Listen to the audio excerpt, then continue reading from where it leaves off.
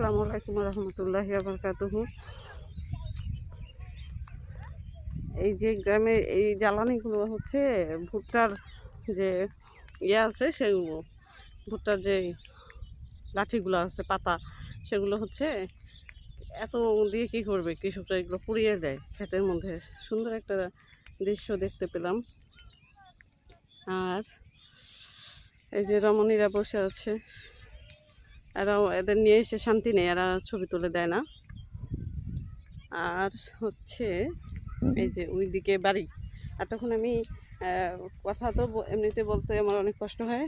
এরপরে হচ্ছে এখানে বিয়ে বাড়ির গান চলছিল, ওই নদীর পার, ওই নদীর পাড়ে বিয়ে বাড়ি। তাই এই যে আসলে এই রিফ্রেশমেন্টের জন্যই আজকে আমি চলে আসছি। এত সুন্দর প্রকৃতির মাঝে আসলে আসলে সবার মনে অনেক ভালো হয়ে যায়, ভীষণই ভালো লাগছে। আলহামদুলিল্লাহ, আলহামদুলিল্লাহ।